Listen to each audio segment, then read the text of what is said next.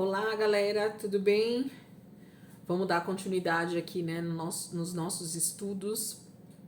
Essa semana diferente da maioria das semanas, né, que a gente faz essa aula de forma online, porém com a galera aqui presencialmente, na tela, pelo Google Meet.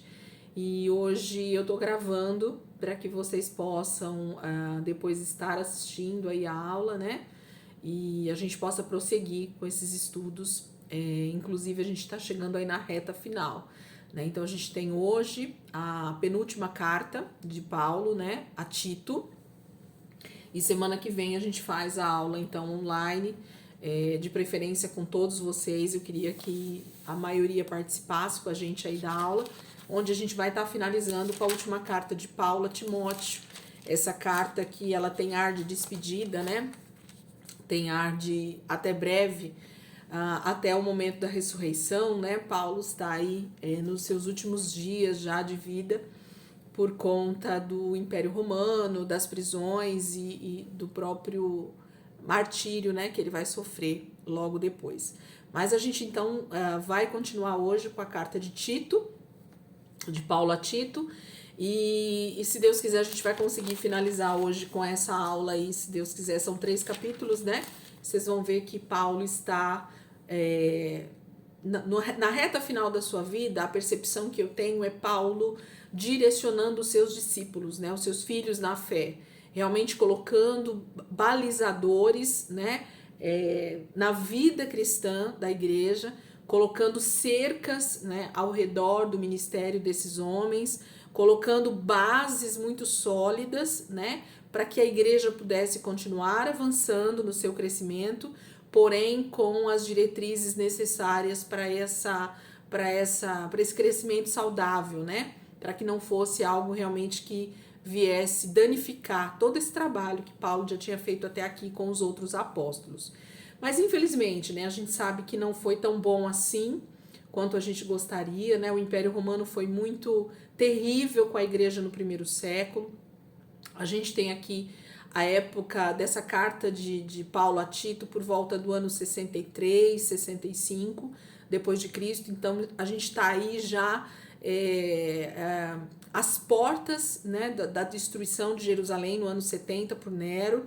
E na verdade, assim, essa problemática, né, do primeiro século aí acontecendo. Então, a gente tem não só Nero, mas o próximo, né, imperador de Roma também, fazendo toda essa destruição. Se não me engano, acho que nem foi Nero que destruiu Roma, né, no ano 70. Depois eu vou confirmar isso e eu falo para vocês.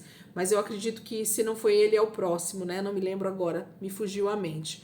Mas tá muito próximo. A gente sabe que foi no ano 70 a destruição de Jerusalém, onde houve muita morte, né, de cristãos, inclusive, não só de cristãos, mas de judeus, né, por conta desses imperadores malucos, né, mercenários aí que estavam realmente no poder. Vamos começar então a carta. Eu vou ler o capítulo 1 inteiro, e aí a gente vai fazer os comentários necessários, porque vocês vão ver que a carta de 1 Timóteo e essa carta de Tito, elas estão muito parecidas, né? Por isso que eu falei que eu acredito que Paulo estava realmente trazendo direção para Timóteo, para Tito e tantos outros irmãos que ele estava avisando, né? Alicerçando, realmente colocando prumos para a igreja crescer saudável, ok? Vamos lá, para Tito, capítulo 1, a partir do versículo 1, e nós vamos ler o capítulo inteiro. Diz assim: Paulo, servo de Deus e apóstolo de Jesus Cristo, para levar os eleitos de Deus à fé e ao conhecimento da verdade que conduz à piedade. Fé e conhecimento que se fundamentam na esperança da vida eterna, a qual o Deus que não mente prometeu antes dos tempos eternos. No devido tempo, ele trouxe à luz a sua palavra por meio da pregação a mim confiada, por ordem de Deus, nosso Salvador. A Tito, meu verdadeiro filho, em nossa fé comum, graça e paz da parte de Deus Pai e de Cristo Jesus, nosso Salvador. A razão de ter o deixado em Creta foi para que você pusesse em ordem o que ainda faltava e constituísse presbíteros em cada cidade, como eu o instruí. É preciso que o presbítero seja irrepreensível, marido de uma só mulher e tenha filhos crentes que não sejam acusados de libertinagem ou de insubmissão. Por ser encarregado da obra de Deus, é necessário que o bispo seja irrepreensível, não orgulhoso, não briguento, não apegado ao vinho, não violento, nem ávido por lucros desonestos. Ao contrário, é preciso que ele seja hospitaleiro, amigo do bem, sensato, justo, consagrado, tenha domínio próprio e apegue-se firmemente à mensagem fiel, da maneira pelo qual foi ensinada, para que seja capaz de encorajar outros pela sã doutrina e de refutar os que se opõem a ela. Pois há muitos insubordinados que não passam de faladores e enganadores, especialmente os do grupo da circuncisão. É necessário que eles sejam silenciados, pois estão arruinando famílias inteiras, ensinando coisas que não devem, e tudo por ganância. Um dos seus próprios profetas chegou a dizer: cretenses, sempre mentirosos, feras malignas, glutões preguiçosos. Tal testemunho é verdadeiro. Portanto, repreenda-os severamente, para que sejam sadios na fé e não deem atenção a lendas judaicas, nem a mandamentos de homens que rejeitam a verdade. Para os puros, todas as coisas são puras, mas para os impuros e descrentes, nada é puro. De fato, tanto a mente como a consciência deles estão corrompidas. Eles afirmam que conhecem a Deus, mas por seus atos o negam. São detestáveis, desobedientes e desqualificados para qualquer boa obra. Então, Paulo começa essa carta ao seu discípulo Tito, afirmando algumas questões que estão já, sendo colocadas, tanto aqui na carta, e que ele já tinha ido para Creta, para essa ilha, indicado por Paulo para iniciar um trabalho ali, para cercar bem a igreja que estava sendo usada ali em Creta, A gente olha no mapa, se vocês tiverem como pegar um mapinha aí, essa ilha, ela aparentemente parece muito pequena, mas ela não é pequena. Nós temos a cidade de Fenícia, bons portos, Laceia, as cidades que estavam ali nessa ilha, elas não eram poucas não, parece ser pequeno, mas com certeza era uma ilha até grande ali no mar Mediterrâneo, Paulo passou por Creta em algum momento das suas viagens missionárias e aí a igreja foi iniciada ali naquele local. Então, vamos começar lá no capítulo 1 de novo e a gente vai pontuar algumas coisas aqui, gente. Ele começa dizendo, que ele está sendo colocado como servo de Deus, Paulo, servo de Deus e apóstolo de Jesus Cristo, para levar os eleitos de Deus à fé e ao conhecimento da verdade que conduz à piedade. Na carta de 1 Timóteo, eu falei um pouquinho com vocês sobre essa questão da piedade, Essa questão da piedade, ela fala muito sobre a questão do temor a Deus, Eu até deixei aqui anotado, ó.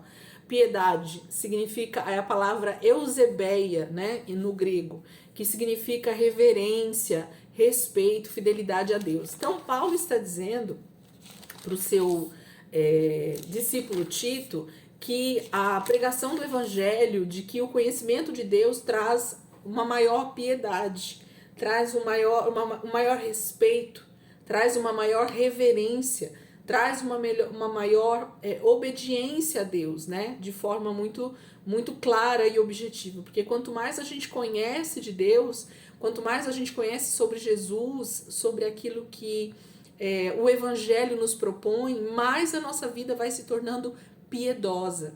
Então, essa palavra piedade, ela é usada talvez até de forma errada, por nós, quando a gente acha que a palavra piedade tem a ver com pena, com amor ao próximo, nada disso.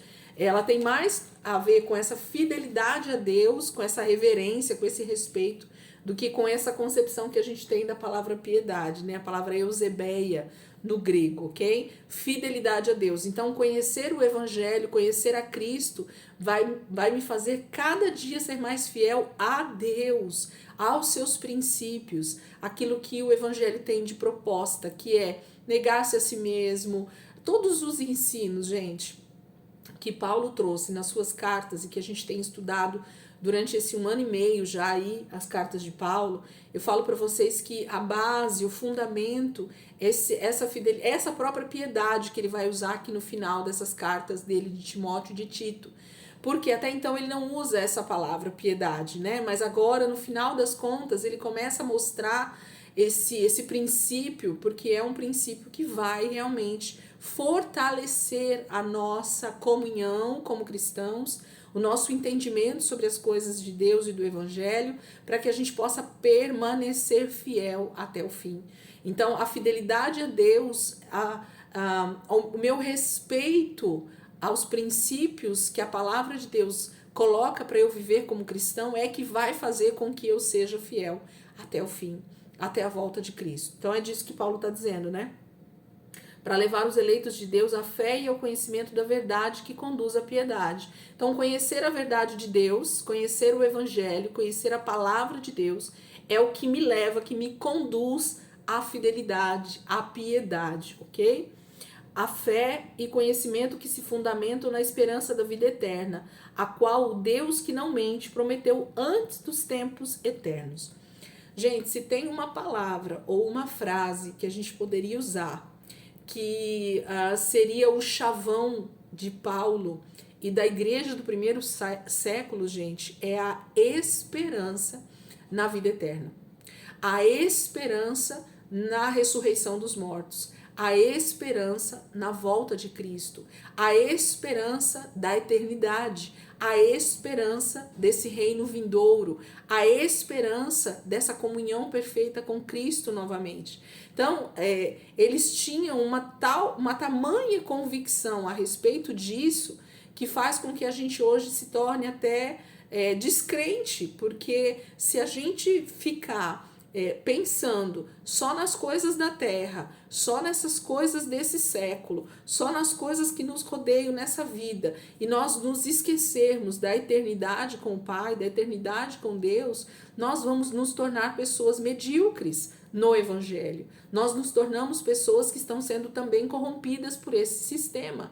Então, se tem uma coisa que Paulo, em todas as suas cartas, ele menciona, ele lembra, ele coloca como uma observação, ele pede para que eles pensem a respeito, é sobre essa questão da esperança da vida eterna.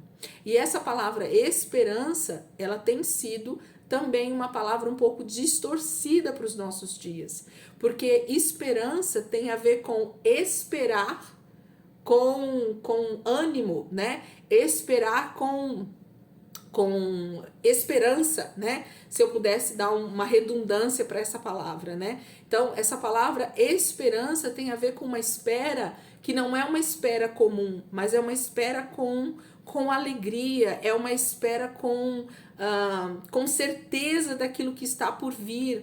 É uma esperança que tem realmente uma convicção no seu espírito, que não é meramente intelectual. Eu espero que as coisas fiquem bem. Eu tenho esperança que o Brasil vai melhorar. Não é essa a esperança. A esperança é de que toda a palavra de Deus vai se cumprir, sendo ela boa, ruim, muito ruim, muito difícil, né? Nos últimos tempos a perseguição vai aumentar, o sistema vai se corromper cada dia mais, né? Os cristãos vão ser extremamente perseguidos, nós vamos ser mortos por causa do evangelho, então tudo isso vai acontecer, e essa esperança da vida eterna é o que fazia esses homens e mulheres perseverarem, né, no primeiro século, e é o que precisa fazer a gente perseverar também nos últimos tempos, né? Então, se eu não entender essa esperança que Paulo coloca aqui para mim, se eu não entender essa esperança da vida eterna que Paulo cita tantas vezes nas suas cartas, eu vou viver uma vida cristã medíocre, achando que Deus é obrigado a me dar felicidade nesta era, e não é verdade, ok? Então não é isso que o Senhor Jesus nos prometeu. No mundo tereis aflições, mas tem de bom ânimo, porque eu já venci.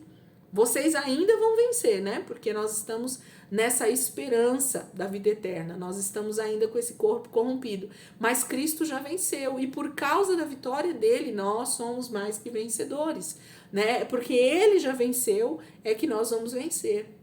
E essa então precisa ser a nossa esperança. Então é isso que Paulo está dizendo. No devido tempo, ele trouxe à luz a sua palavra por meio da pregação, a mim confiada por ordem de nosso Deus e Salvador. Ele fala que a palavra de Deus ela tem chegado até nós através dele, né? Paulo falando ali para os irmãos, para Tito, né? Através do evangelho ter chegado a mim, vocês hoje estão ouvindo essa palavra.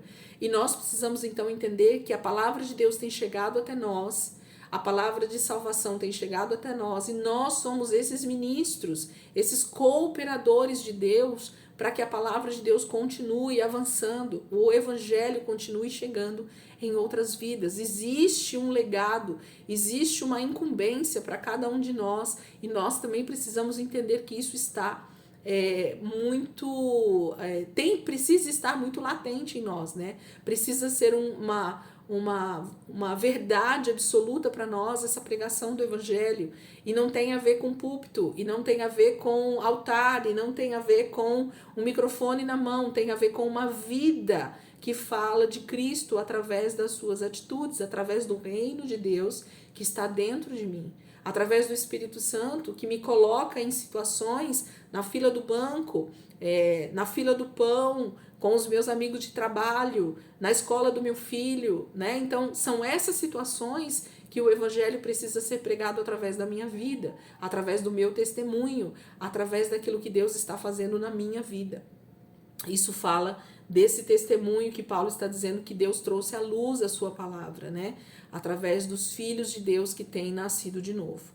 E aí ele dá a tarefa para Tito, né? A partir do versículo 5, ele diz: a razão de tê-lo deixado em Creta foi para que você pusesse em ordem o que ainda faltava e constituísse presbíteros em cada cidade, como eu o instruí.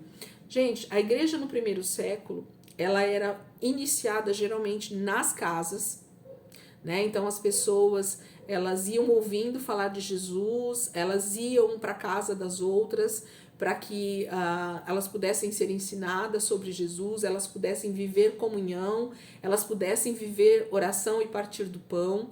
Nós estamos falando de um momento da história em Jerusalém e em todo o Império Romano de extrema escassez financeira. A política estava totalmente desregulada nesse momento da história. Nós tínhamos o Império Romano destruindo, né, todas as cidades de forma maciça por poder, né, porque eles também estavam passando por um período político extremamente difícil, né, onde o poder estava sendo cada dia mais manipulado, cada dia mais imperadores eram mortos para que outros entrassem no poder, as conspirações eram frequentes. Então, quando você estuda a história e você percebe essa época no Império Romano, você vê o quão difícil estava sendo viver dentro do Império Romano, naturalmente, e pior ainda, quando se dizia cristão.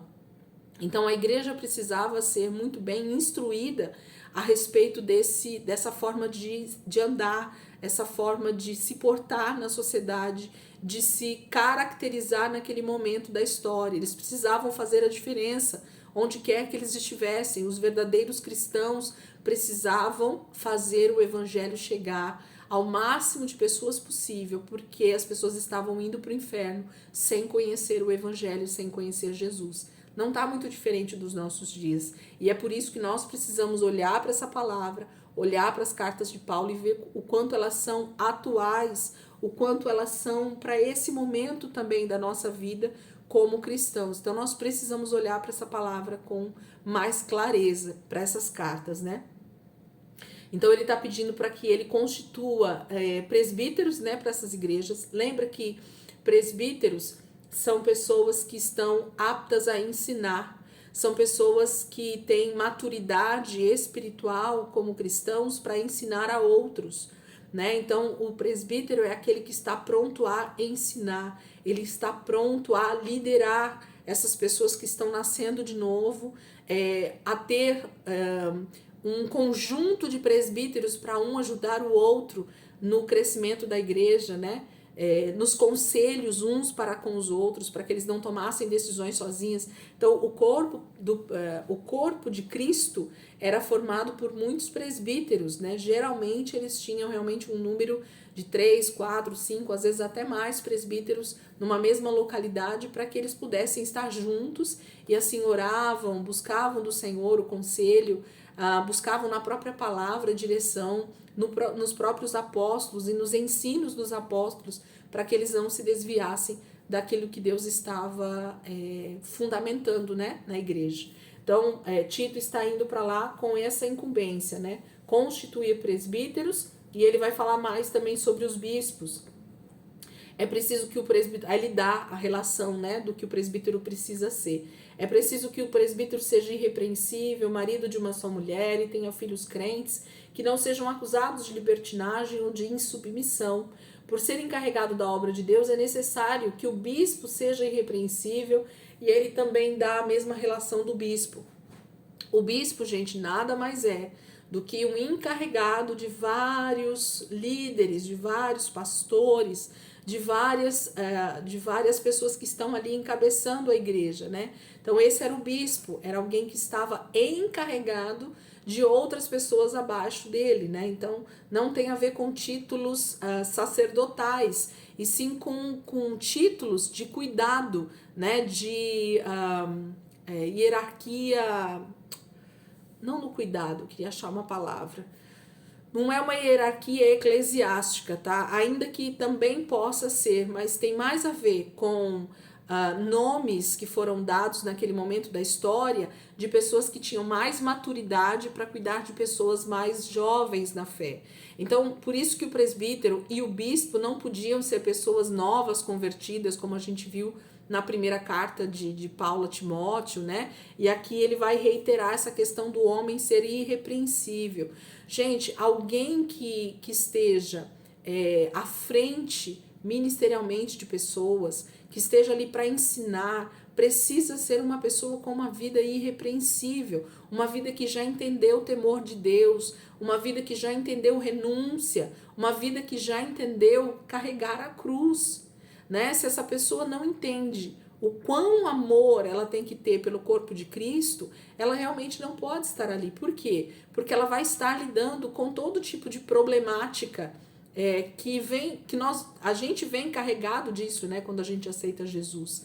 Então, o corpo ali da igreja, o corpo de líderes da igreja, precisava ser um corpo maduro, precisava ser um corpo extremamente experimentado, né, na sua fé, que sabia muito bem o que era realmente padecer por Cristo, sabia muito bem o que era ter que abrir mão, né, em prol do evangelho, precisava ter amor pelo próximo, saber o que estava por trás de tudo isso, do que era ser cristão de verdade. E não simplesmente uma pessoa que estava ali para ganhos desonestos, né, como a palavra fala, ou para algum tipo de aproveitamento, né, do próprio corpo de Cristo que estava ali se formando. Então, jamais Paulo iria gostar desse modelo de igreja que nós temos vivido nos últimos séculos aí, né? Uma igreja extremamente medíocre, onde as pessoas são colocadas no poder meramente ou por posição financeira que ela tenha, né? Por parte intelectual, né? Se o cara conhece um pouco mais do sistema, ou a forma com que se escolhe hoje, né? O presbitério, o diaconato, os próprios bispos, pastores, né? A forma com que a igreja tem dirigido isso, né? E consagrado essas pessoas, separado essas pessoas, ao meu ver, foge muito do que Paulo deixou escrito nas suas cartas, do que era para que esses homens, o que eles precisavam ter nos seus currículos, né, para serem esses líderes. Então, um homem irrepreensível, que não gosta de ganhos desonestos, que tem filhos crentes, né, que não são insubmissos, que não agem com libertinagem, um homem de uma só mulher, né, de um casamento muito bem alicerçado, que sabia o que era amar a sua esposa acima de todas as coisas, como Cristo amou a igreja. Então, os pré-requisitos, né, são muito diferentes hoje. E infelizmente, então, a gente tem uma igreja corrompida, uma igreja às vezes desalinhada da palavra, justamente por causa da própria liderança. Os liderados, né, os cristãos, eles acabam sendo o reflexo da sua liderança, né? Então, se eu quero ter uma igreja madura, eu tenho líderes maduros, eu tenho líderes tementes a Deus, eu tenho líderes que realmente se submetem à palavra de Deus, e isso automaticamente reflete no corpo por causa da cobrança de santidade, né, que se requer. Porque quanto mais eu busco ao Senhor, mais as pessoas que estão ao redor de mim vão perceber nos frutos, né? No fruto que a árvore tem dado. Então, a percepção é clara, né? Paulo está falando, então, tanto para Tito a respeito dos presbíteros, quanto a respeito dos bispos. E aí dá toda a relação igual ele fez lá em 1 Timóteo, do que esse homem precisa ter para ser ou o presbítero ou o bispo que ele vai constituir ali na região, na ilha de Creta. Quando ele chega no versículo 10, no finalzinho aqui do primeiro capítulo, ele vai falar a respeito daqueles, porque há muitos insubordinados que não passam de faladores e enganadores, especialmente os do grupo da circuncisão. Quem são, gente, os do grupo da circuncisão? São os judeus que se converteram ao cristianismo ou que dizem que se converteram ao cristianismo, mas que muitos deles se tornaram, na verdade, mais atrapalhadores do evangelho do que cooperadores dentro do corpo de Cristo, né? Muitos deles, para fugir da perseguição ou para fugir das situações que estavam acontecendo no Império Romano, é que se dizem, então, cristãos para estar no meio desse grupo de cristãos que estão cuidando uns dos outros, mas que estão trazendo para dentro do corpo de Cristo, para essas reuniões que eles faziam nas casas ou mesmo em outros lugares em que eles se reuniam, está trazendo mais discórdia, mais confusão, mais, como é que eles falam aqui? Lendas judaicas, né?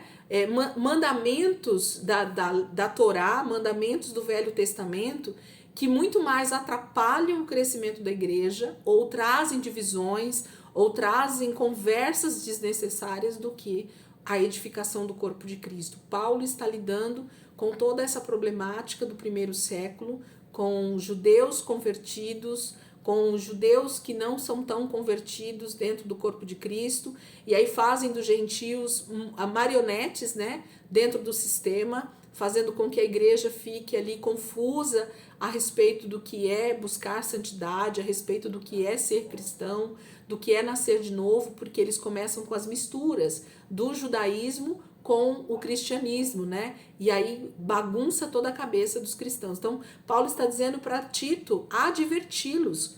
E ou esses irmãos, eles realmente se calam e param com essas confusões, ou eles devem ser postos para fora do corpo de Cristo, né? Eles não devem estar ali na comunhão. Por quê? Porque eles não estão agregando, eles não estão realmente sendo participantes dessa edificação do corpo de Cristo. Então, Paulo está dizendo que eles devem são detestáveis, desobedientes e desqualificados para qualquer boa obra. Então essas pessoas não estão ali para ser líderes, não estão ali para pegar o microfone e ficar pregando, não estão ali para ensinar, porque eles vão trazer um judaísmo muito mais farisaico, né? Muito mais religioso do que um cristianismo puro, arraigado no evangelho, na cruz de Cristo, né, no sacrifício do Senhor, na ressurreição de Cristo, que traz essa liberdade para nós através da graça. Então Paulo, nas primeiras cartas, ele vai falar tanto sobre essa graça que nos é dada, né, pelo próprio Senhor, que a cruz traz tudo isso para nós, mas muitos cristãos do primeiro século, pela confusão que eles mesmos criavam nos ensinos, eles traziam mais fardos do que liberdade para os cristãos, né? E é isso que Paulo está refutando. Ele está dizendo que para esses irmãos serem repreendidos severamente, né? Para que eles sejam sadios na fé. Precisa ser sadio. Ou você busca essa liberdade que vem através do Espírito, e que me traz temor, que me traz um entendimento melhor do que é o evangelho, essa liberdade em Cristo, ou então eles eram para ser colocados para fora, essa é a verdade, né? Tito está com essa incumbência também de limpar o corpo de Cristo dessas pessoas que tentam trazer algum tipo de divisão, algum tipo de trabalho, né, para os cristãos dessa primeira época. Vamos ver o capítulo 2, aí ele diz assim, ó: você, porém, fale o que está de acordo com a sã doutrina. Ensine os homens mais velhos a serem moderados, dignos de respeito, sensatos e sadios na fé, no amor e na perseverança.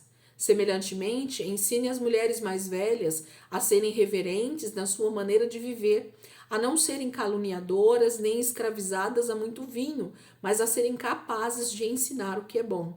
Assim, poderão orientar as mulheres mais jovens a amarem seus maridos e seus filhos, a serem prudentes e puras, a estarem ocupadas em casa e a serem bondosas e sujeitas a seus maridos, a fim de que a palavra de Deus não seja difamada. Da mesma maneira, encoraje os jovens a serem prudentes. Em tudo, seja você mesmo um exemplo para eles, fazendo boas obras. Em seu ensino, mostre integridade e seriedade. Use linguagem sadia, contra a qual nada se possa dizer, para que aqueles que se opõem a você fiquem envergonhados por não poderem falar mal de nós. Ensine os escravos a se submeterem em tudo aos seus senhores, a procurarem agradá-los, a não serem respondões e a não roubá-los, mas a mostrarem que são inteiramente dignos de confiança, para que assim tornem atraente em tudo o ensino de Deus, nosso Salvador. Porque a graça de Deus se manifestou salvadora a todos os homens. Ela nos ensina a renunciar à impiedade e às paixões mundanas e a viver de maneira sensata, justa e piedosa nesta era presente, enquanto aguardamos a bendita esperança, a gloriosa manifestação de nosso grande Deus e Salvador Jesus Cristo. Ele se entregou por nós a fim de nos remir de toda maldade e purificar para si mesmo um povo particularmente seu, dedicado à prática de boas obras. É isso que você deve ensinar, exortando-os e repreendendo-os com toda a autoridade. Ninguém o despreze. Capítulo 2, assim como ele fez nas últimas cartas, inclusive, em Filipenses, em Colossenses, em 1 Timóteo, ele vai de novo fazer uma lista, né, das pessoas, da sociedade em que eles estavam inseridos e que essas famílias, essa sociedade de cristãos deveria ser o exemplo para todos os outros. Então você vê que primeiro ele começa pelos homens, né? Para que ensine os homens mais velhos a serem moderados, dignos de respeito, sensatos e sadios na fé. Então, primeiro começa pelos homens, né? Por essa autoridade, por essa cabeça, por esse pai de família, por esses presbíteros, por esses bispos, por esses diáconos que deveriam ser o exemplo para todos os outros irmãos que estavam sendo ganhos para o evangelho, né? Que estavam se convertendo ao Senhor. Então, a sociedade precisava ver nos cristãos a diferença de como era ser família, a diferença de como era ser homem, mulher, jovem, escravo ou livre, patrão ou empregado, né? Do que era ser um verdadeiro cristão segundo os princípios da palavra. Gente, o que Israel não conseguiu ser quando o Senhor os chama a partir de Abraão, que era esse exemplo de obediência a Deus. Israel era para ser um exemplo de nação, de povo escolhido do Senhor. O que eles não conseguiram fazer, a igreja foi chamada novamente para ser. E a igreja agora são judeus e gentios, pessoas tanto da aliança, da primeira aliança, né, judeus, quanto esses homens e mulheres que foram agora chamados para serem juntos, família de Deus, adotados, né, para essa família de Deus. E como família de Deus, nós precisamos ser exemplo de, primeiramente, família. Então, toda exortação de Paulo para as igrejas sempre está numa hierarquia principalmente familiar. Então ele vai falar aos Filipenses, aos Colossenses, na carta de 1 Timóteo, agora em Tito, de novo ele vai fazer essa relação de pais que deveriam ser exemplos, homens, né, que deveriam ser a cabeça das suas casas, que deveriam ser homens sóbrios, que deveriam ter uma fé sadia, que deveriam amar as suas esposas, que deveriam ser homens que estavam lá para, né, fazer o que precisava ser feito como pai, como esposo, como homem de Deus. Então ele começa pelos homens, depois ele vai para as mulheres. E ele fala, semelhantemente, ensine as mulheres mais velhas a serem reverentes na sua maneira de viver. Gente, reverência, de novo a piedade aqui entrando, né? A não serem caluniadoras, nem escravizadas a muito vinho, mas a serem capazes de ensinar o que é bom. Se tem uma coisa que o Evangelho ensina para nós, é que quem é mais maduro, quem é mais velho, no sentido de idade e de fé, precisa estar apto a ensinar os mais jovens. Por quê? Isso tem a ver com deixar legado, isso tem a ver com transmissão de conhecimento, isso tem a ver justamente com alguém que já é mais experimentado na vida, alguém que é mais experimentado na fé, alguém que é mais experimentado na sua vida conjugal, alguém que é mais experimentado na sua vida pessoal com Deus. Então consegue transmitir esperança, consegue transmitir ensino de como deve ser o andar de um cristão. Então essas mulheres mais velhas, elas precisam estar aptas a ensinar as mais jovens. A ensinar o quê? A ensinar empoderamento, a ensinar como empreender, a ensinar como liderar uma empresa. Não! Paulo está dizendo a respeito de vida familiar. Olha só o que ele diz, assim, versículo 4, assim poderão orientar as mulheres mais jovens a amarem seus maridos e seus filhos. Olha como Paulo está dizendo que as mulheres mais velhas, elas precisam estar experimentadas na vida e na fé com Cristo, no Evangelho, para que isso sirva de suporte para as mais jovens que estão começando. Como é que eu devo me portar como uma mulher de Deus, como uma esposa, como uma mãe? Como é lidar com a problemática do casamento, do dia a dia, na criação dos filhos? Como é? Gente, isso é um princípio extremamente judaico, onde realmente as mais velhas tinham essa responsabilidade de ensinar as mais jovens. Isso desde uma mãe que começava com as suas filhas pequenas, no ensino doméstico, né, das coisas de casa, em amar o serviço da casa, em saber que aquilo era realmente a sua responsabilidade, de que ela precisava cuidar muito bem das coisas junto com a mãe para aprender esse ofício, e quando ela fosse mais madura, quando ela se casasse, ela tivesse o mesmo zelo para com a sua casa. Se tem uma coisa que uma mãe consegue transmitir muito bem, é esse tipo de ensino quando essa mulher, quando essa mãe tem esse prazer com a sua casa, com o cuidado com o marido, né?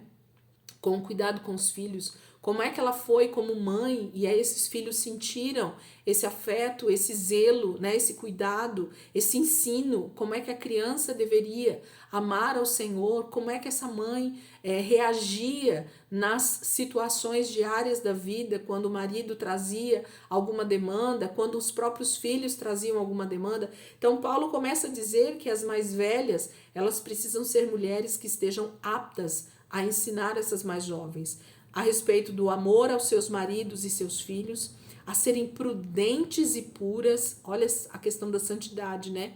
A estarem ocupadas em casa. Gente, o serviço da casa, o cuidado com os filhos, ele é uma demanda tão maior quanto a vida de um homem que sai de manhã para trabalhar e volta no final do dia. A mulher tem uma responsabilidade muito grande no seu dia a dia, e esse papel ele é totalmente tranquilo para as mulheres. A mesma habilidade que um homem tem para sair para fora, para ganhar o sustento, para buscar a provisão, é a mesma tranquilidade que nós mulheres temos quando a gente fica em casa, em cuidar da casa, em cuidar dos afazeres, em cuidar dos filhos. A gente vê isso na nossa história, ok? A gente vê isso na humanidade. As mulheres têm uma habilidade quase que nata, né? Natural, desde o momento que nasce, em ter esse cuidado com a casa, com os filhos, com o próprio esposo, né? Então, é pegar Provérbios 31, a mulher virtuosa, e ver como essa mulher tem tantas habilidades e que ela faz isso tudo muito bem e a sua casa funciona, então, muito bem. Então, é isso que Paulo está ensinando para Tito, ou alertando Tito para transferir isso para a igreja, né? Para que as mulheres possam mostrar para a sociedade, para o próprio Império Romano, como é ser uma mulher digna de confiança do seu marido, ser essa mulher virtuosa num tempo de calamidade, né? Independente das situações externas, ela ter essa paz dentro da sua casa, ser um exemplo, né? A sociedade, gente, tem gemido por casamentos saudáveis, por relacionamentos saudáveis, por mulheres que entendem o seu papel, por homens que entendem o seu papel. Se nós tivéssemos que parar para ver o que a Bíblia nos diz a respeito de tudo isso, nós íamos ver que a gente está indo justamente na contramão de todos os princípios que a palavra de Deus prega e diz que é uma vida saudável. Deus deixou tudo no seu devido lugar. Somos nós que temos então tirado essas coisas do devido lugar. Ele diz assim, ó, a estarem ocupadas em casa, a serem bondosas e sujeitas a seus maridos, a fim de que a palavra de Deus não seja difamada. Vocês percebem o peso disso? Quando uma família ela é desestruturada, quando uma família ela é desajustada, a palavra de Deus é difamada. Porque se uma família cristã, se uma família que se diz filhos de Deus, não conseguem estar bem ajustados segundo a palavra, isso traz mau testemunho na sociedade. E vocês podem ver que é exatamente isso que acontece. Quando nós temos casamentos desalinhados, quando nós temos esposas insubmissas, quando nós temos adultério dentro do casamento, quando nós temos filhos insubmissos, filhos totalmente rebeldes, né, para a sociedade, para dentro de casa, o que acontece? O nome de Deus, ele é totalmente blasfemado. O nome de Deus, ele é difamado. Porque ele fala lá vai um crente, olha a família daquele crente ali. Olha a família daqueles cristãos ali. Olha como filho daquele cristão, o que ele faz. Olha o comportamento daquela esposa, daquele pastor, daquele líder, né? Então, é assim que o nome de Deus, ele é totalmente difamado. Por quê? Porque as famílias que eram para ser referencial de cristianismo se tornam totalmente desajustadas, segundo a palavra. E aí, não tem como ser exemplo, né? Se eu não consigo ser exemplo nem dentro da minha casa, então automaticamente, dificilmente a sociedade vai conseguir reconhecer os valores cristãos, os valores da palavra dentro de um casamento. Aí ele diz que da mesma forma para encorajar os jovens a serem prudentes, então tem a ver com filhos, né? Ele usa a palavra jovens aqui, que tem a ver com os filhos. Os filhos precisam ser prudentes, os filhos precisam ser submissos, né? Para que eles sejam exemplos. E aí o próprio Tito, que com certeza era um jovem nesse momento, Paulo está dizendo, não deixe que alguém diga que você não é capaz, porque você tem sido levantado para esse ministério, eu tenho ensinado vocês a fazer com que o evangelho chegue nesses lugares, vocês estão capacitados pelo próprio Senhor, vocês estão aptos porque vocês estão sendo enviados por mim, com as cartas, com a direção, né? Então, para que eles não fossem envergonhados em nada, Paulo está dizendo, né? Use a linguagem sábia na hora de ensinar. O que é isso? Usar uma linguagem que a cultura, que as pessoas, a sociedade entenda, sem precisar denigrir, sem precisar ofender ninguém, né? Nós teríamos muitas dificuldades, talvez, de pregar o evangelho nessa nossa sociedade por conta das tantas fobias que existem, né? Não se pode falar nada aqui na internet, que isso já vira boato, já vira fofoca, já vira difamação. Pegar a palavra de Deus e falar é um motivo de muitas vezes estar sendo processado. E Paulo está dizendo para Tito ter cuidado com isso, usar palavras sadias para que eles não fossem envergonhados por não poderem falar mal. As pessoas não iam poder falar nada deles se eles estivessem falando as coisas da forma correta, de forma educada, né, de forma sadia para as pessoas. Depois ele vem quase que enfatizando a questão dos escravos, né? Gente, se tem uma coisa que a sociedade precisa ver, são funcionários que agem de forma correta com seus patrões e vice-versa, porque isso também traz um tamanho exemplo, né, para as pessoas por causa do nosso dia a dia. Então, quando nós nos comportamos de forma correta como cristãos no nosso ambiente de trabalho, na faculdade, em qualquer ambiente corporativo, né, como funcionários, e aqui Paulo fala sobre os escravos, porque isso era uma realidade cultural para aquela época, mas hoje nós temos a nossa sociedade que nós podemos muito bem colocar isso tranquilamente. Quando um funcionário age de forma correta com os seus patrões, independente se é crente ou se não é crente, nós estamos dando bom testemunho do evangelho.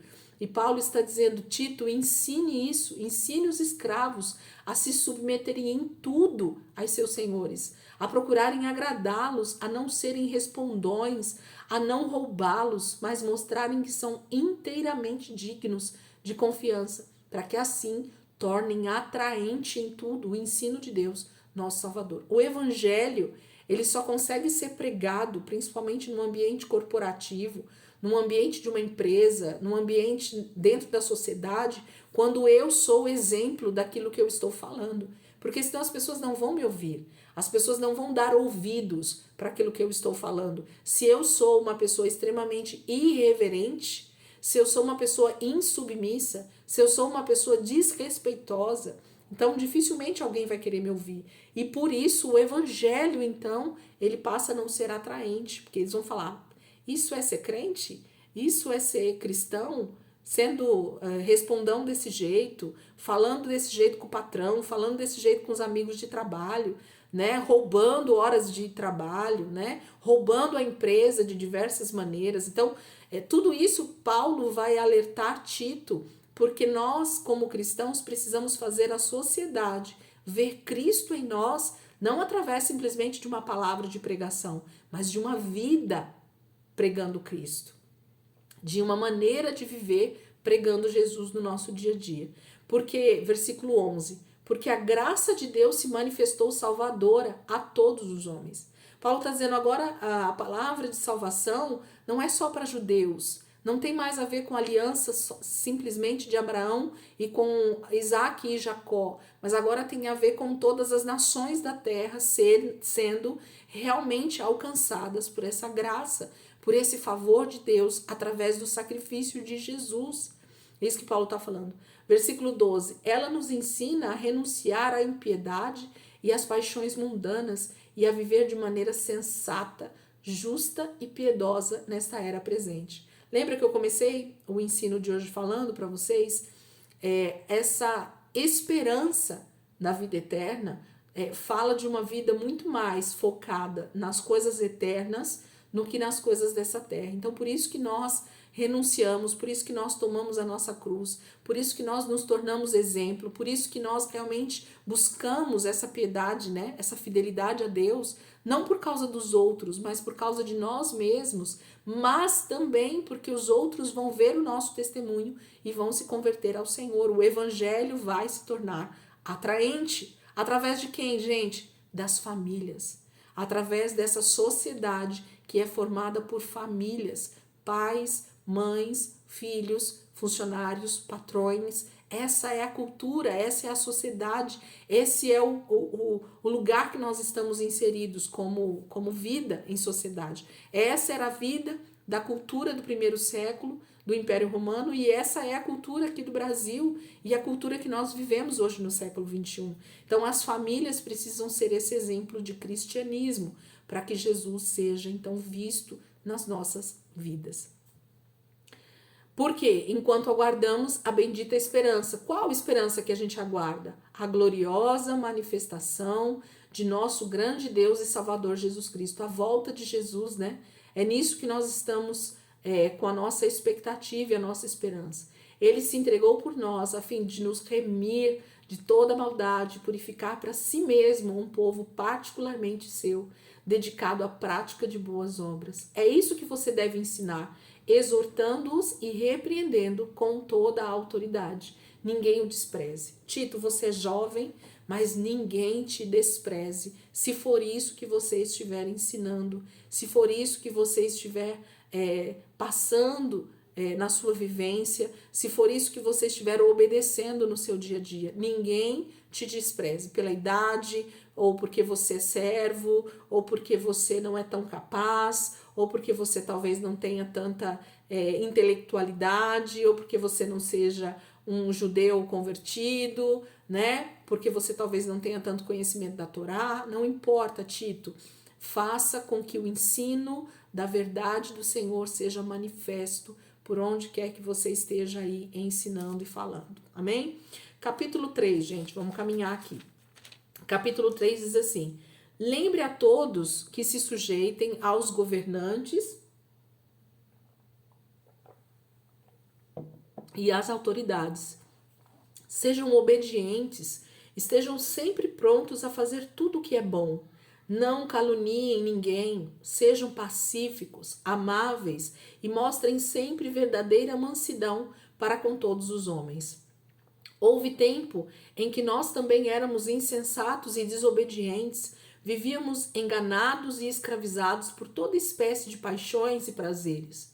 Vivíamos na maldade e na inveja, sendo detestáveis e odiando uns aos outros. Mas, quando da parte de Deus, nosso Salvador, se manifestaram a bondade e o amor pelos homens, não por causa de atos de justiça por nós praticados, mas devido à sua misericórdia, ele nos salvou pelo lavar regenerador e renovador do Espírito Santo, que ele derramou sobre nós generosamente por meio de Jesus Cristo, nosso Salvador. Ele o fez a fim de que, justificados por sua graça, nos tornemos seus herdeiros, tendo a esperança da vida eterna. Fiel é esta palavra, e quero que você afirme categoricamente essas coisas, para que os que creem em Deus se empenhem na prática de boas obras. Tais coisas são excelentes e úteis aos homens. Evite, porém, controvérsias tolas, genealogias, discussões e contendas a respeito da lei, porque essas coisas são inúteis e sem valor. Quanto àquele que provoca divisões, advirta uma primeira e uma segunda vez. Depois disso, rejeite-o. Você sabe que tal pessoa se perverteu e está em pecado, por si mesma está condenada. Quando eu enviar Artemas ou Tíquico até você, faço o possível para vir ao meu encontro em Nicópolis, pois decidi passar o inverno ali. Providencie tudo o que for necessário para a viagem de Zenas, o jurista, e de Apolo, de modo que nada lhes falte. Quanto aos nossos, que aprendam a dedicar-se à prática de boas obras, a fim de que supram as necessidades diárias e não sejam improdutivos. Todos os que estão comigo enviam saudações. Saudações àqueles que nos amam na fé. A graça seja com todos vocês. Capítulo 3, Paulo vai trazer essa conduta agora para toda uma sociedade, né? Que vai estar inserida e obediente a toda e qualquer autoridade investida por Deus. Quando Paulo fala isso, é porque ele tinha tanta convicção de que nós precisávamos ser submissos às autoridades que estavam ali investidas pelo próprio Deus, né? Líderes, governantes, professores, advogados, o que quer que seja, né? Que esteja acima de nós como autoridade, patrões, pais. Paulo tinha muita convicção sobre isso, gente. Por quê? Porque quando eu entendo o meu lugar na sociedade e sou submisso às autoridades investidas sobre mim, né, que estão ali sobre a minha vida, eu automaticamente estou exercendo a minha obediência ao próprio Deus. Porque a palavra de Deus ela vai dizer que só existe uma maneira de eu desobedecer a uma autoridade, quando essa autoridade me pede para ofender os princípios de Deus. Só isso, gente. Somente isso. O resto nós devemos nos submeter totalmente a uma autoridade. Então, se uma autoridade diz que eu devo pagar o imposto, eu devo pagar o imposto. Se uma autoridade diz que agora a lei rege dessa maneira naquela cultura, naquela sociedade, então é daquela maneira que eu devo viver, me submetendo à palavra em obediência a Deus, em todos os seus princípios, mas obedecendo a essas autoridades. Porque desde o início, gente, toda e qualquer autoridade na terra foi colocada e tirada pelo Senhor. Deus, no seu tempo, ele era quem colocava ou tirava uma autoridade do poder. E nós precisamos entender que se Deus está no controle de todas as coisas, de eternidade a eternidade, então toda e qualquer autoridade que estiver sobre nós, como governantes, como presidente, como políticos, em qual área for, professores, diretores, policiais, delegados, juízes, todas essas pessoas, elas estão aonde estão por permissão do Senhor. Então, a palavra de Deus vai dizer que uma autoridade, ela vem muitas vezes para oprimir a sua população por causa do seu próprio pecado. Deus permite o opressor para nos mostrar o nosso próprio pecado. Porque quando o povo ele é obediente ao Senhor, ele tem geralmente um governo sadio.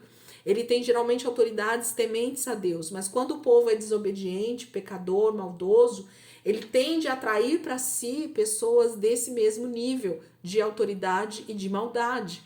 Então, não pensem vocês que nós estamos debaixo de uma autoridade opressora muitas vezes e que a culpa não é nossa. Não é nossa, porque o dever e o zelo, né, pelas coisas de Deus precisam ser o primeiro lugar na nossa vida e, consequentemente, se eu tenho uma sociedade sarada por causa do meu exemplo como cristão, então eu tenho líderes também sarados, porque uma sociedade, ela é feita de famílias que estão submissas a esse Deus, que estão submissas a essa palavra. Então, se nós buscamos santidade, se nós buscamos boas obras, se nós buscamos atitudes segundo os princípios de Deus, nós vamos atrair para nós líderes segundo o coração de Deus também. Agora, se nós temos nos corrompido, se nós temos desobedecido, se nós temos pecado contra o Senhor, o que é que nós vamos atrair como líderes para estar sobre nós? Pessoas com a mesma laia, ok? Então a gente precisa entender que nós precisamos estar submissos, porque isso vai nos fazer também obedecer a Deus, estando submissos, ok? Então nós precisamos estar sempre submissos e obedientes às autoridades, né? Não caluniem ninguém, sejam pacíficos. Gente, a atitude do cristão precisa ser totalmente contrária àquilo que se vê normalmente numa sociedade corrompida. Então, eu não posso, como cristão, me igualar às pessoas que estão ao meu redor, que não conhecem Jesus. É isso que Paulo está ensinando a Tito para ensinar. Paulo está advertindo Tito que coloque isso muito em ênfase, para que a sociedade veja a diferença de um cristão de verdade, de alguém que é um pequeno Cristo, de alguém que realmente nasceu de novo, de alguém que olha para a palavra e a palavra o confronta no seu pecado. E nós precisamos fazer a diferença. E ele, então, no capítulo 3 inteiro, ele vai falar sobre ele, né? Que ele, outrora, ele era um desses que fazia totalmente o contrário, que era uma pessoa totalmente insensata, desobediente às autoridades, né? Escravizado por todo tipo de paixão. Ele queria ser uma autoridade, ele queria ser sobre os líderes da sua época, ele queria dominar, ele queria ser um rabino conhecido, ele queria que as pessoas se sujeitassem ao farisaísmo, né? Ele queria que todo mundo fosse um judeu fariseu como ele. Então Paulo foi totalmente irreverente, maldoso na sua época de não convertido, e ele diz, é exatamente contra tudo isso que nós precisamos lutar, é exatamente contra tudo isso que nós precisamos ir contra na nossa própria vida. E ele fala, porque a graça do Senhor me alcançou, e por causa disso é que eu estou ensinando vocês a serem diferentes, é por causa de eu ter vivido esse lugar de pecado, esse lugar de maldade, esse lugar de insubmissão, é que agora eu ensino o que você deve fazer, porque tudo isso que eu vivi lá atrás não vale a pena. A graça do Senhor Jesus nos alcançou. É por causa da morte de Jesus, por esse sacrifício de Jesus, dessa graça de Deus, é que eu fui alcançado. E vocês estão sendo alcançados também. Então Paulo diz assim, nós precisamos entender que nós fomos regenerados. Nós nascemos de novo e como novo nascimento, nós carregamos dentro de nós agora um DNA santo, um DNA divino, um DNA que é totalmente submisso. Jesus, enquanto homem nessa terra, gente, foi o exemplo maior de submissão de autoridades. Jesus em momento nenhum insurgiu, né? Ele se levantou contra uma autoridade romana, ele se levantou contra uma autoridade farisaica, né? Ele se levantou contra uma autoridade de pai, de mãe, de líderes religiosos do seu tempo. Não, não, não. Ele estava totalmente submisso às pessoas que estavam como autoridade sobre ele, né? Então, durante a sua infância com seus pais e adolescência, né, com seus pais, depois ao próprio Deus durante toda a sua vida, né, como Pai Supremo, ao Espírito Santo, sendo obediente em todas as coisas, se humilhando quando podia se exaltar, né? Não levantando a voz quando poderia dizer quem ele era. Então, esse exemplo de submissão às autoridades parte do próprio Jesus. Ele disse assim: eu sei o que é ser submisso em uma sociedade totalmente corrompida, em uma sociedade onde eles não sabem nem o que é ser uma autoridade, onde eles não temem a Deus, mas mesmo assim eu temia, e por temer a Deus é que eu não vou desobedecer. E por temer a Deus é que eu vou obedecer às autoridades. Era isso que Jesus tinha em mente, e Paulo está demonstrando isso também agora, dizendo que essa bondade, essa misericórdia de Deus alcançou a vida dele, e era por isso que ele então estava ensinando sobre essa submissão às autoridades. Isso traria bênçãos para a nossa vida, para a vida desses homens e mulheres dessa cidade, né? Para essa igreja que estava ali em Creta, ok? Aí ele diz assim, versículo 7, ele o fez a fim de que, justificados por sua graça, nos tornemos seus herdeiros, tendo a esperança da vida eterna. Então, de novo, né? A expectativa é a vida eterna, e não essa vida terrena. Se você não sabe se submeter a autoridades naturais, terrenas, que dirá a submissão a uma autoridade celestial, a Deus que você não vê, né? Quando nós dizemos que nós obedecemos a Deus, gente, mas não conseguimos obedecer aos nossos pais, quando nós não conseguimos obedecer a um patrão, quando nós não conseguimos nos submeter a um professor em sala de aula, quando nós não conseguimos nos submeter a um pastor na igreja, quando nós não conseguimos nos submeter a um amigo que tem mais idade, a um senhor de idade que está diante de nós falando alguma coisa, então nós já estamos desobedecendo ao próprio Deus, porque nós não conseguimos ver no próximo essa autoridade que está investida sobre a nossa vida e que nós devemos obedecer, simplesmente porque ela é uma autoridade. Deus assim pede, é um princípio bíblico, desde que o mundo é mundo, existe essa questão de hierarquia e de submissão, mas o ser humano ele é tão insubmisso que ele acha que, dizendo em palavras que ele é submisso a Deus, mas sendo insubmisso aos homens, ele está então obedecendo a Deus, quando não.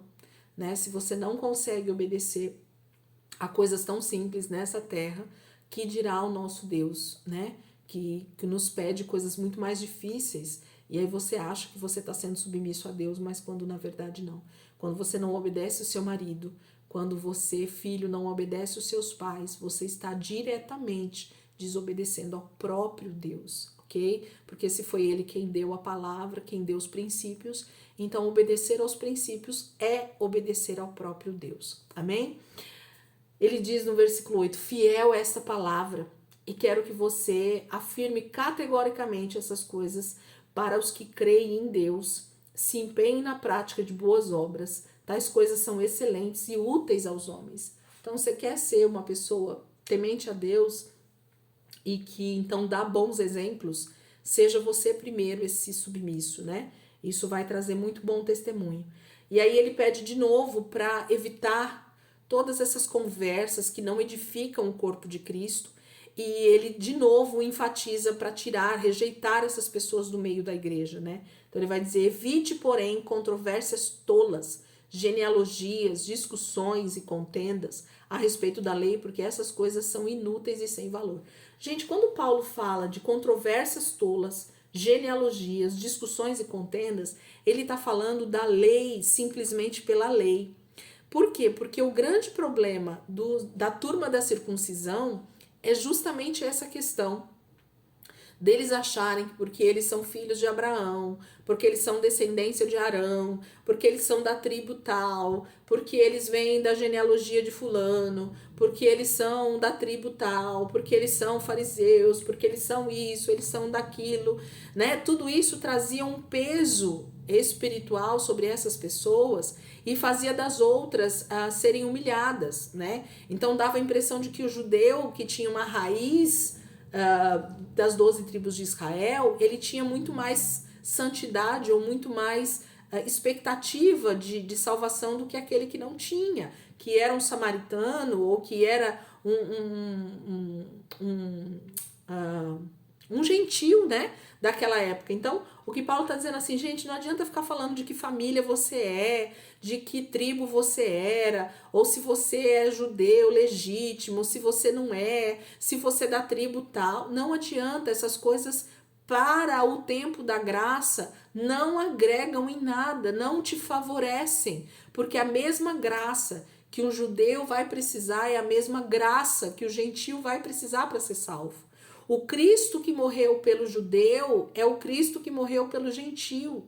A mesma unção que está sobre um judeu da tribo X, Y, é a mesma unção do Espírito Santo que está sobre um gentil. Então, esqueçam isso, estejam debaixo desse entendimento da graça, desse favor de Deus que é imerecido para nós todos. Todos pecaram e destituídos estão da glória de Deus. Não há nenhum justo sequer, a palavra vai dizer, né? Então, nós não podemos ser justificados pelas nossas boas obras, por aquilo que nós achamos que somos, pela descendência que nós temos. Ah, mas meu pai, meu avô era crente, meu bisavô era pastor, o meu outro era pobre. Não importa quem seja. A mesma graça que me alcançou, alcança a tua vida e vai alcançar a próxima geração. Porque em Cristo nós somos todos encontrados como pecadores e somos justificados então pelo seu sangue. Ok? Então é isso que Paulo está dizendo. Não é que a gente não deve estudar a Torá, não é que a gente não deve olhar para o Antigo Testamento e verificar as riquezas espirituais que estão ali. Eu sou alguém que gosto muito, quem me acompanha aqui mais tempo, sabe que a gente tem prazer em ensinar o Velho Testamento, a Velha Aliança, porque existem princípios que estão ali enraizados e que trazem todo o entendimento para nós da cruz de Cristo, do sacrifício de Jesus, dessa graça que nós recebemos, né? Então, olhar para a Bíblia como um todo, ele é o verdadeiro evangelho, ok? De Gênesis a Apocalipse. Agora, achar que alguns benefícios de ser judeu ou de ter a genealogia vai fazer com que isso me favoreça na salvação, é disso que Paulo está dizendo. São controvérsias tolas, genealogias, discussões e contendas a respeito da lei, porque essas coisas são inúteis e sem valor. Quanto àquele que provoca divisões, advirta uma primeira e uma segunda vez. Se a pessoa que está ali criando discussões, criando contenda, criando divisão, criando situações de descontentamento no corpo de Cristo, sendo contendenciosas, né? Sendo briguentas, causando divisões mesmo, essa pessoa seja avisada uma ou duas vezes, exortada, né? A respeito dessa atitude. Se ela não der ouvidos, rejeite-o, põe para fora. Esse é um conselho de Paulo que deveria servir para os nossos dias, mas como isso tem sido difícil no meio do corpo de Cristo. Por quê? Porque o favoritismo é muito grande, porque não se sabe de onde partiu a divisão, não se sabe de onde veio a conversa, né? Então, nesse momento, para eles era até mais fácil, né? Porque como as igrejas elas estavam reunidas nas casas, as conversas saíam por ali mesmo, então rapidamente se descobria, né, a fundo de onde tinha vindo aquela discussão, aquela divisão. Então essa pessoa era exortada, era corrigida para parar com esse tipo de confusão, para parar com esse tipo de divisão. E se não acontecesse, então ela era colocada para fora do grupo, porque ela não agregava, ela estava trazendo divisão ao invés de unidade no corpo de Cristo. Aí depois Paulo só finaliza, né, advertindo eles para cuidar dos irmãos, para tentar estar com ele no inverno, né, para providenciar provisões financeiras, para não deixar faltar nada. Mas o que mais me chama a atenção nesses últimos versículos é o versículo 14. Olha isso. Quanto aos nossos, quem são os nossos, gente? Os cristãos, ok? Quanto aos nossos, que aprendam a dedicar-se à prática de boas obras, a fim de que supram as necessidades diárias e não sejam improdutivos. Não é só nessa carta que Paulo cita esse tipo de texto. Ele fala, se não me engano, lá em Corinto, ele fala em outras cartas também de forma mais sucinta, né? Assim como está aqui. Mas o que ele está falando, gente? Para os irmãos trabalharem, para os irmãos serem produtivos, para ninguém ficar nas custas de ninguém, para cada um ter o seu sustento. Então, para os cristãos, para eles não viverem a custas uns dos outros, para eles não ficarem achando que eles podem ficar a ver navios, né? Sem se preocupar com o trabalho. Mas Jesus está voltando, mas eu preciso trabalhar, eu preciso produzir, eu preciso ganhar o meu pão, eu preciso ajudar os meus irmãos, eu preciso ajudar a minha família, eu preciso ser o provedor, né, como homem principalmente, eu preciso ser o provedor da minha casa. Mulheres estejam ali prontas a fabricar a sua própria comida, né, a fazer as coisas dentro de casa para ajudar o marido. Nós precisamos ser produtivos. Para quê? Para não sermos motivo de fofoca, não sermos motivo de difamação também.